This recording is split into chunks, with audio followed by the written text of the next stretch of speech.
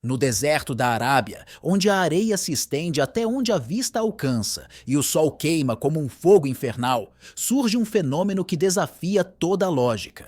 Aqui, neste árido paisagem onde a vida é escassa e a água é mais valiosa que o ouro, o líquido vital fez uma aparição surpreendente. Este não é apenas um evento geográfico, é um enigma que nos faz questionar nossas crenças sobre a natureza mesma. Nas antigas escrituras, fala-se da transformação do deserto em um lugar fértil e abundante. No livro de Isaías, capítulo 35, versículo 1, profetiza-se: o deserto e a terra seca se regozijarão, o ermo se alegrará e florescerá como a rosa. Este passagem adquire uma nova relevância quando testemunhamos o milagre da água no deserto da Arábia. É este o cumprimento de uma profecia antiga ou simplesmente um evento fortuito na história de nosso planeta? As especulações e teorias são abundantes em torno deste fenômeno único.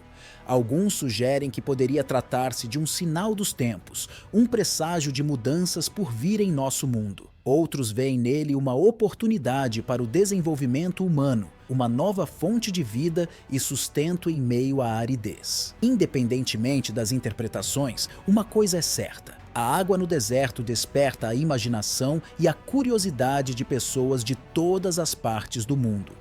Este não é apenas um acontecimento para ser observado de longe. Convida-nos a refletir sobre nossa relação com a natureza e com o divino. Somos meros espectadores desses eventos ou temos um papel a desempenhar em seu significado mais profundo? Como diz o Salmo 107, versículo 35. Transforma o deserto em lagos de águas e a terra seca em mananciais de águas.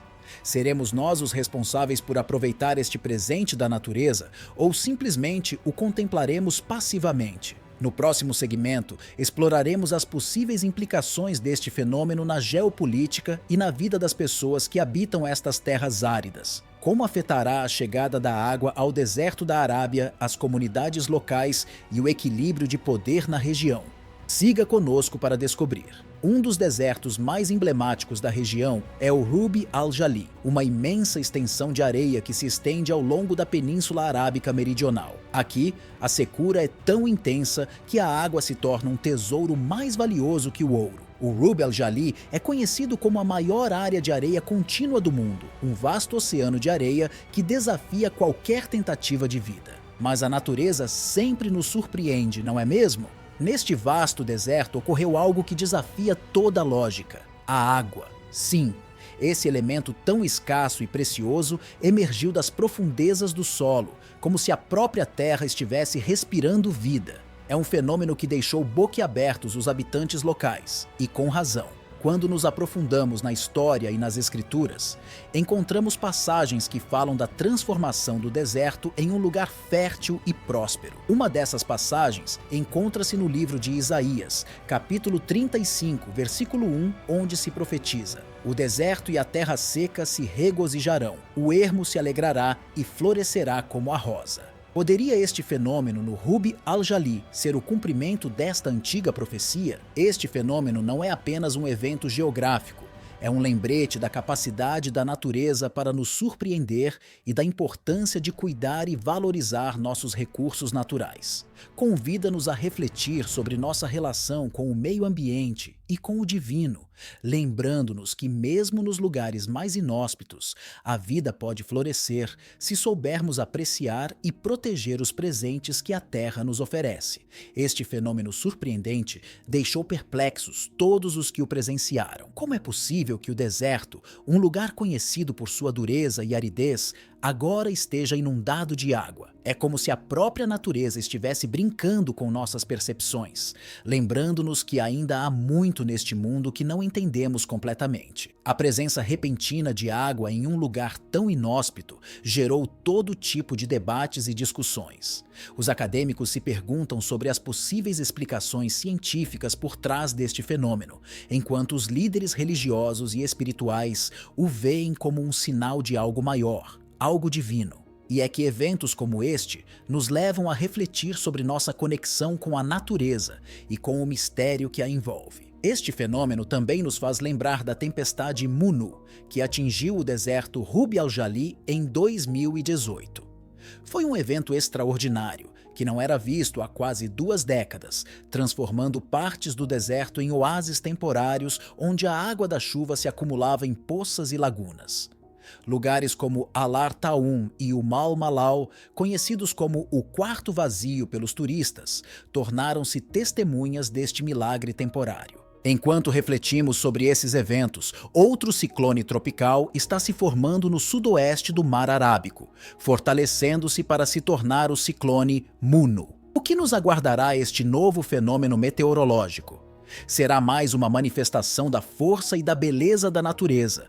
Ou haverá algo mais por trás de tudo isso? A Bíblia nos oferece palavras de sabedoria e consolo em momentos de admiração e maravilha. No livro de Jó, capítulo 5, versículo 9, somos lembrados: Ele faz grandes e inescrutáveis coisas, maravilhas sem número. E no Salmo 65, versículo 9, lemos: Tu visitas a terra e a regas, enriquecendo-a com o rio de Deus, cheio de água. Preparas o grão deles quando assim a dispões. Estas palavras nos convidam a contemplar a grandeza e o mistério da criação, lembrando-nos que, mesmo nos momentos mais inesperados, a mão de Deus está presente em tudo. Neste momento, uma força da natureza está se deslocando pelo sul do Mar Arábico, levando consigo a promessa de mudança e transformação. A tempestade Munu, com sua trajetória para o noroeste a uma velocidade constante, está a caminho de chegar à terra perto de Salalah, em Omã. Mas o que torna este fenômeno ainda mais intrigante é a influência da oscilação de Madden-Julian, uma perturbação climática tropical que poderia potencializar a intensidade de Munu, prevendo fortes chuvas sobre a ilha de Socotra e ao longo da costa sul da Arábia, desde Al-Mahra, no leste do Iêmen, até Salalah e Ash-Shuaimiyah, no sul de Omã. As imagens que circulam nas redes sociais nos mostram um panorama surpreendente e quase surrealista. O deserto, uma vez seco e estéril, agora se transformou em um mar de água da chuva. Para aqueles que habitam o quarto vazio, essa chuva é uma bênção inesperada, um presente do céu que traz consigo a promessa de vida e abundância. Os camelos, animais essenciais para a sobrevivência nessas terras áridas, começaram a se dirigir para as áreas onde a água se acumula, buscando saciar sua sede e encontrar sustento nessa nova paisagem. No entanto, embora a chuva tenha trazido esperança e renovação, também vem acompanhada de desafios e responsabilidades. A terra, que esteve sedenta por tanto tempo, precisará de pelo menos 30 dias para que as sementes das plantas de verão germinem e lancem raízes. Durante esse tempo, será crucial que a comunidade local ofereça apoio e cuidado à terra e a OS Animais que dependem dela para sobreviver. Espera-se que nos próximos 2 anos, as pessoas continuem a fornecer alimento e cuidado à OS Camelos, garantindo que esses nobres animais não passem fome em meio à abundância que a chuva traz. A Bíblia nos oferece palavras de sabedoria e consolo em momentos de mudança e transformação. No livro de Isaías, capítulo 55, versículos 10 e 11, somos lembrados: Como a chuva e a neve descem dos céus e não voltam para lá, mas regam a terra e a fazem brotar e produzir, para dar semente ao semeador e pão ao que come, assim será a minha palavra que sai da minha boca. Ela não voltará para mim vazia, mas fará o que desejo e atingirá o propósito para o qual a enviei. Essas palavras nos convidam a confiar na promessa de renovação e abundância que a chuva traz, lembrando-nos que, mesmo nos momentos mais difíceis, a mão de Deus está presente, nos guiando e sustentando. Neste momento, encontramo-nos no meio de um evento que não só impacta a Terra física, mas também desperta reflexões profundas sobre nosso lugar no cosmos e nosso futuro como humanidade. As chuvas históricas que estão ocorrendo no quarto vazio são muito mais do que um evento meteorológico. São um lembrete da interconexão entre a natureza e a vida humana, bem como um chamado à reflexão sobre os sinais que nos rodeiam. Para os habitantes do quarto vazio, que dependem muito dos camelos para seu sustento e modo de vida, essas chuvas são de suma importância. A abundância de água pode mudar drasticamente as condições do deserto, afetando não apenas a disponibilidade de água para os camelos, mas também o preço desses animais, já que as plantas do deserto que florescem como resultado das chuvas podem influenciar seu valor no mercado. Desde uma perspectiva científica, entendemos que a tempestade Munu se originou da formação e desenvolvimento de uma área de baixa pressão no Mar Arábico. Fatores como as altas temperaturas do oceano e as condições atmosféricas favoráveis proporcionaram o ambiente propício para a intensificação da tempestade. A convecção do ar quente ascendente e o fluxo de ventos norte-sul contribuíram para sua transformação em um ciclone tropical de grande força. Portanto, enquanto contemplamos as chuvas no deserto e os ciclones no oceano, lembremos das palavras de sabedoria oferecidas pelas Escrituras. No livro de Jeremias, capítulo 29, versículo 11, lemos: "Pois eu sei os planos que tenho para vocês, diz o Senhor, planos de paz e não de mal, para dar a vocês um futuro e uma esperança." Essas palavras nos incentivam a confiar no plano divino, mesmo em meio aos momentos mais turbulentos, e a encontrar conforto na promessa de um futuro cheio de esperança e redenção. A questão sobre o retorno de Jesus pela segunda vez é uma das mais antigas e fundamentais na fé cristã. Desde que Jesus ascendeu ao céu, seus seguidores têm ansiado por seu retorno, esperando o estabelecimento de seu reino de paz e justiça. É natural que nos perguntemos quando este evento tão significativo ocorrerá.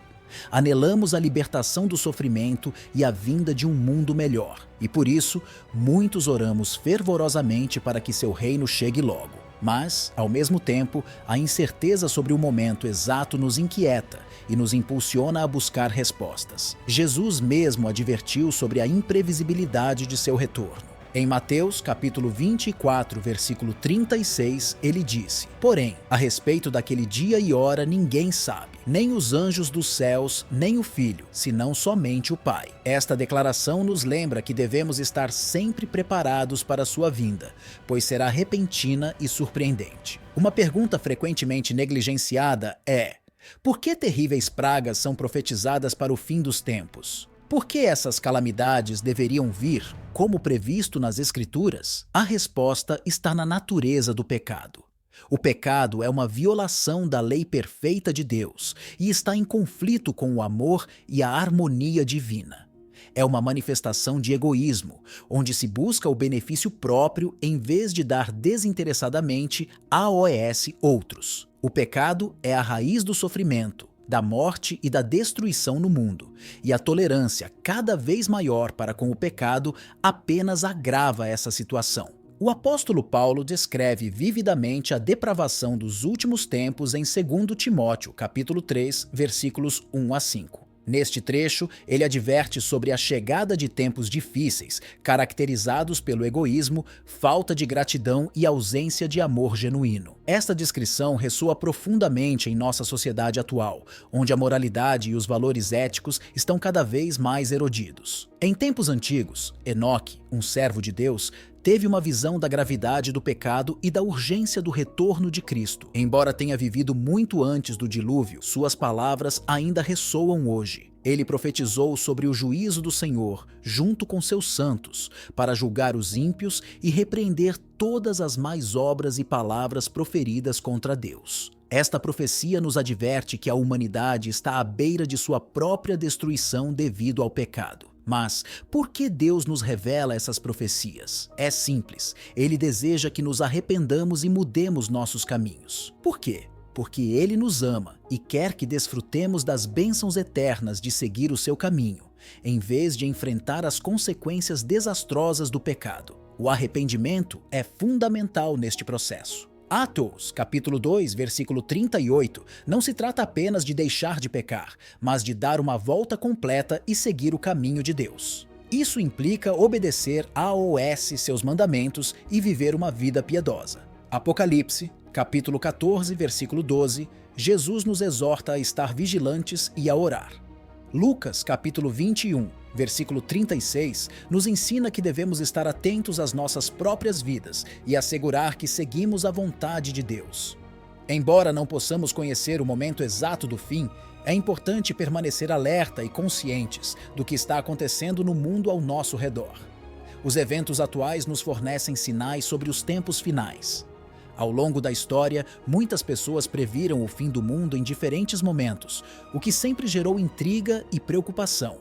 Apesar de alguns terem desconsiderado essas advertências como meras especulações, é essencial prestar atenção aos alertas de cientistas e líderes mundiais sobre os perigos iminentes que a humanidade enfrenta. Esses perigos podem indicar mudanças significativas em nosso mundo como o conhecemos, e é nossa responsabilidade estar alerta e preparados para o que pode vir.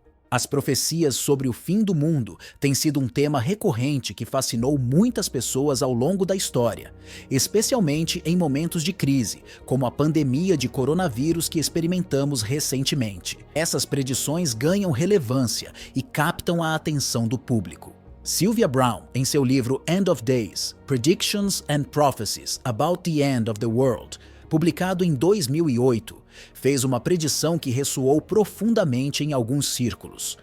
Ela mencionou uma doença similar à pneumonia que se espalharia globalmente por volta do ano 2020, o que alguns interpretaram como um sinal dos tempos finais. No entanto, é importante destacar que Sylvia Browne não está sozinha nesse campo das predições apocalípticas. Durante muito tempo, vários especialistas em doenças infecciosas, incluindo o empresário e filantropo Bill Gates, advertiram sobre a possibilidade de uma pandemia global.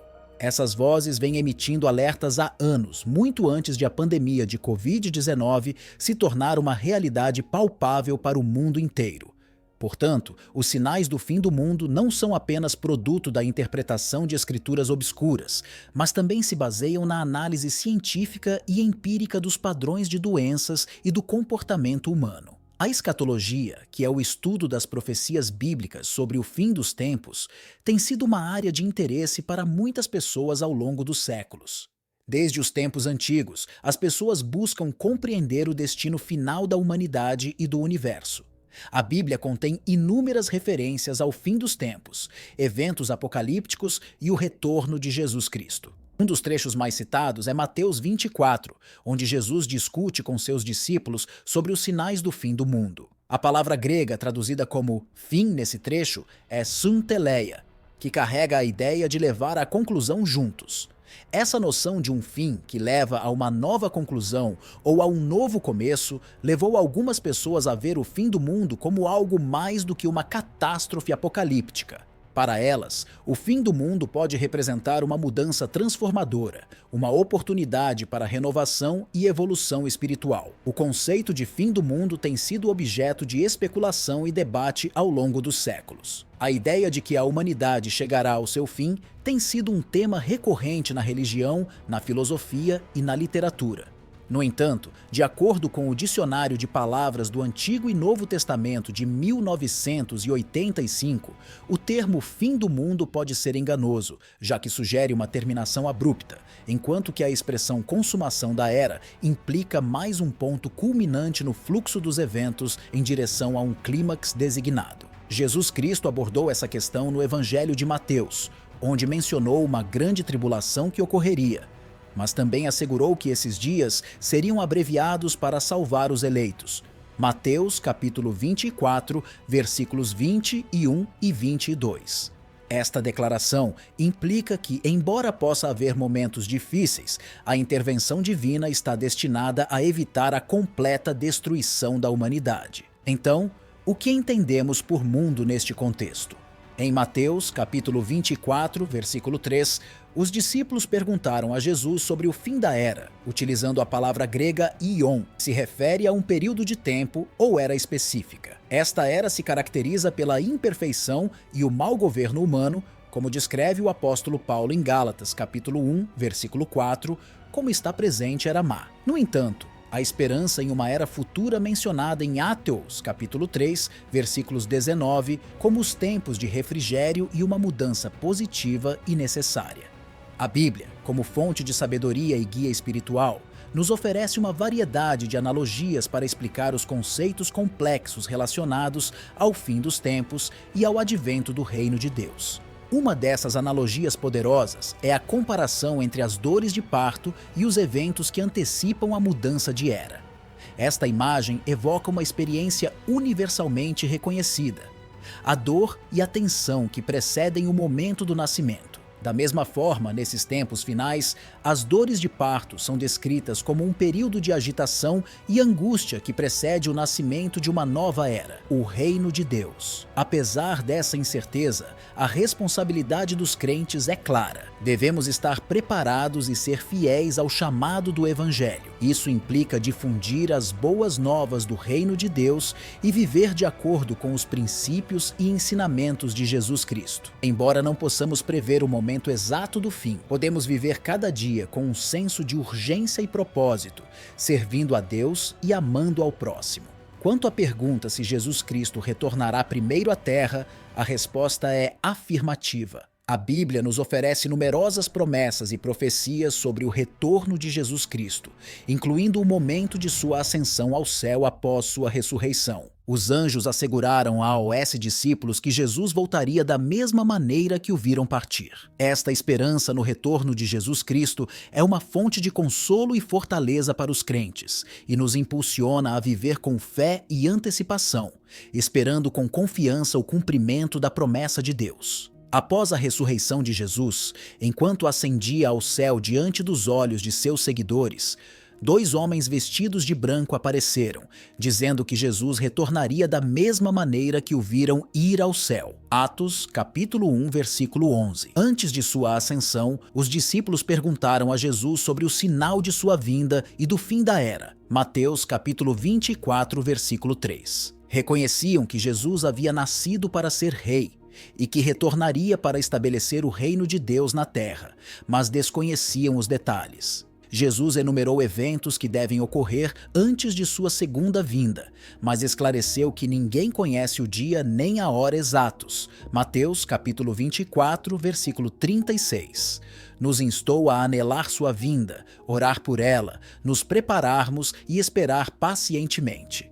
Apesar disso, a persistência de falsos pregadores que fixam datas para o fim do mundo gerou ceticismo. Pedro advertiu sobre a chegada de escarnecedores que questionariam sua vinda, argumentando que tudo continua igual desde o princípio da criação. Pedro, capítulo 3, versículo 4. Não saber o momento exato do retorno de Jesus não deve diminuir nossa urgência e motivação. Devemos viver com a expectativa de seu retorno, mantendo uma vida de fé e nos preparando para esse dia, enquanto compartilhamos as boas novas do Evangelho e vivemos conforme os princípios do reino de Deus. Jesus nos advertiu com uma analogia poderosa, comparando os dias prévios ao seu retorno com os tempos de Noé. As pessoas daquela época estavam tão absortas em seus assuntos cotidianos que ignoraram as advertências, até que o dilúvio chegou e as pegou de surpresa. De maneira similar, Jesus nos insta a não nos distrairmos com as preocupações mundanas, mas a estarmos preparados em todo momento para o seu retorno. Ao nos perguntarmos por que parece que o retorno de Jesus está demorando tanto, Pedro nos oferece uma resposta cheia de consolo: o amor infinito de Deus. Ele está esperando pacientemente, dando a cada um a oportunidade de se arrepender e encontrar a redenção. Esse amor é o motor por trás da aparente demora, mostrando-nos que Deus está trabalhando em seu plano eterno para a salvação da humanidade. Nesses tempos finais, é essencial que compartilhemos as boas novas do reino de Deus com aqueles que nos rodeiam. Devemos incentivar outros a responderem ao chamado de Deus e a se prepararem para o seu retorno. Embora não saibamos o dia exato em que isso ocorrerá, podemos confiar na promessa de que Jesus voltará e trará consigo seu reino celestial. Convido você a se inscrever em nosso canal para receber mais conteúdo inspirador e edificante. Ao se inscrever, você terá a oportunidade de explorar mais profundamente essas verdades bíblicas e se unir a uma comunidade de crentes comprometidos com sua fé. Juntos podemos continuar crescendo em nosso conhecimento da Palavra de Deus e nos preparar para o glorioso retorno de nosso Senhor Jesus Cristo.